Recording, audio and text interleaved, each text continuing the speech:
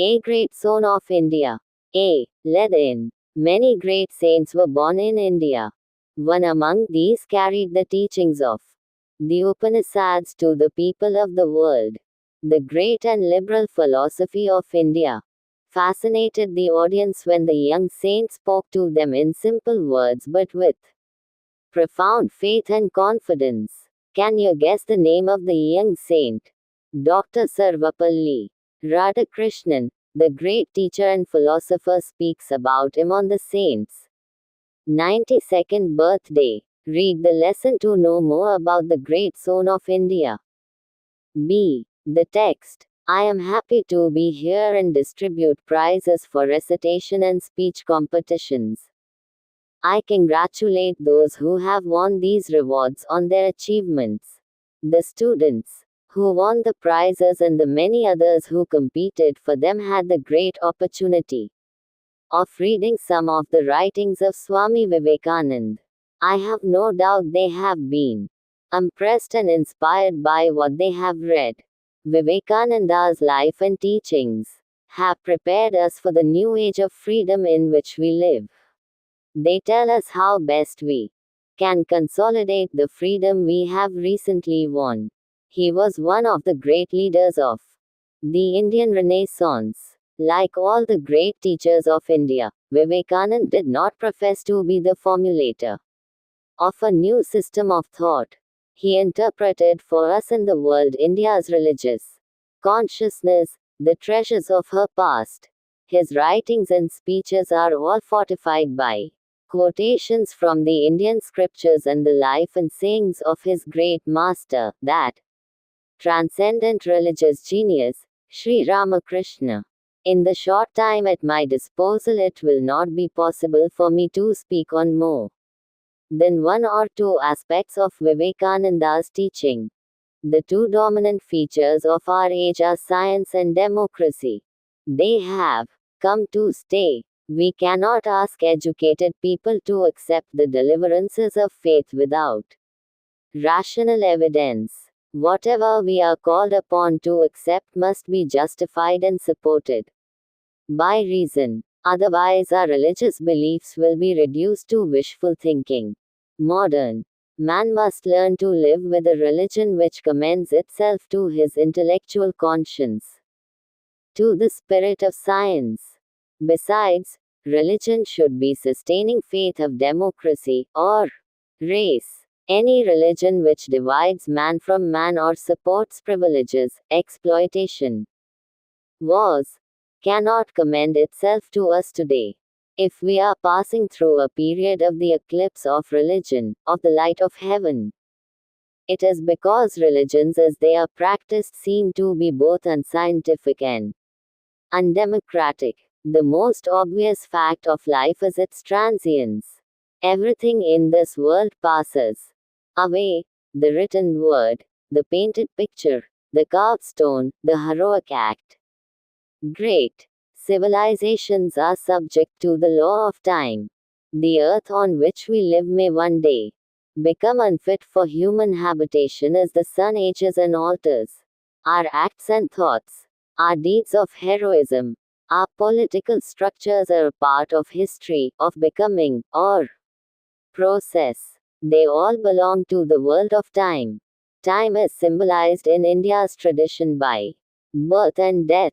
Is this world, which is a perpetual procession of events, self-sustaining, self-maintaining, self-established, or is there a beyond underlying it, unifying it and inspiring it, standing behind it and yet emanate in it? Is becoming all, or is there being behind it? Will man annihilate nothingness, or will nothingness annihilate him? This very problem, this dread, this anxiety that we have, this feeling of the precariousness of the world bears witness to the world beyond. It is a longing for life eternal in the midst of time. Because of the implicit awareness of the ultimate reality, we have the sense of God-forsakenness. Bharat का एक महान सपूत. ए. Lead in. Bharat में कई महान संत पैदा हुए. इनमें से एक ने उपनिषदों की शिक्षाओं को दुनिया के लोगों तक पहुंचाया. भारत के महान और उदार दर्शन ने श्रोताओं को मंत्रमुग्ध कर दिया जब युवा संत ने सरल शब्दों में लेकिन गहन आस्था और आत्मविश्वास के साथ उनसे बात की। क्या आप युवा संत का नाम बता सकते हैं? महान शिक्षक और दार्शनिक डॉक्टर सर्वपल्ली राधाकृष्णन संत के 92वें जन्मदिन पर उनके बारे में बात करते हैं। भारत के महान सपूत के बारे में अधिक जानने के लिए पाठ पढ़ें। बी पाठ। मुझे यहाँ आकर और कविता पाठ और भाषण प्रतियोगिताओं के लिए पुरस्कार वितरित करके खुशी हो रही है। मैं उन लोगों को उनकी उपलब्धियों के लिए बधाई देता हूँ जिन्होंने ये पुरस्कार जीते हैं। पुरस्कार जीतने वाले छात्रों और उनके लिए प्रतिस्पर्धा करने वाले कई अन्य लोगों को स्वामी विवेकानंद के कुछ लेखन पढ़ने का शानदार अवसर मिला। मुझे इसमें कोई संदेह नहीं है कि उन्होंने जो पढ़ा है उससे वे प्रभावित और प्रेरित हुए हैं। विवेकानंद के जीवन और शिक्षाओं ने हमें स्वतंत्रता के उस नए युग के लिए तैयार किया है जिसमें हम रह रहे हैं।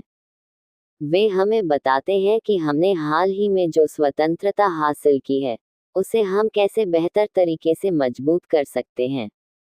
वे भारतीय पुनर्जागरण के महान नेताओं में से एक थे।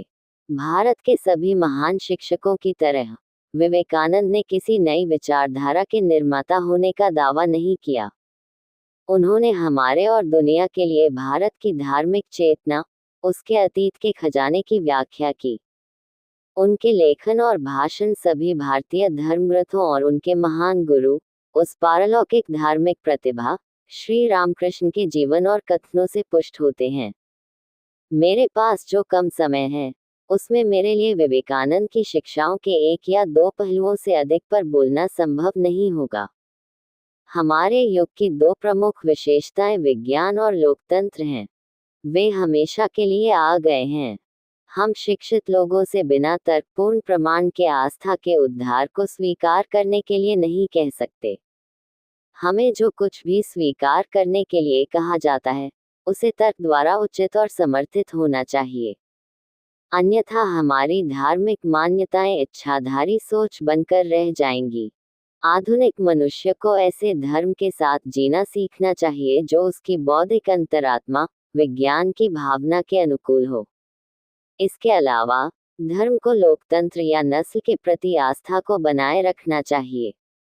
कोई भी धर्म जो मनुष्य को मनुष्य से अलग करता है या विशेषाधिकार, शोषण, युद्ध का समर्थन करता है, वह आज हमारे लिए अनुकूल नहीं हो सकता। यदि हम धर्म के ग्रहण, स्वर्ग के प्रकाश के दौर से गुजर रहे हैं, तो इसका कारण यह है कि जिस तरह से धर्मों का पालन किया जाता है वे अवैज्ञानिक और अलोकतांत्रिक दोनों प्रतीत होते हैं। जीवन का सबसे स्पष्ट तथ्य इसकी क्षणभंगुरता है। इस दुनिया में सब कुछ बीत जाता है, लिखा हुआ शब्द, चित्रित चित्र, नक्काशीदार पत्थर, वीरतापूर्ण कार्य।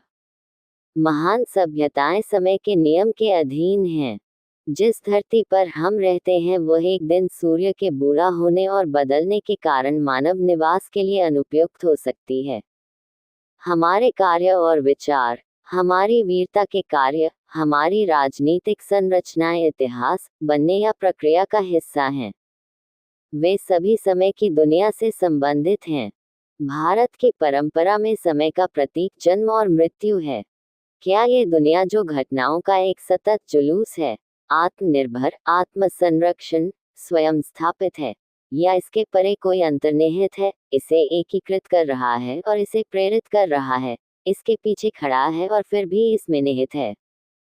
क्या बनना ही सब कुछ है या इसके पीछे होना है? क्या मनुष्य शून्यता को नष्ट कर देगा या शून्यता उसे नष्ट कर देगी? यही समस्या, ये भय, ये चिंता जो हमारे पास है, दुनिया की अनिश्चितता की यह भावना परे की दुनिया की गवाही देती है। ये समय के बीच शाश्वत जीवन की लालसा है।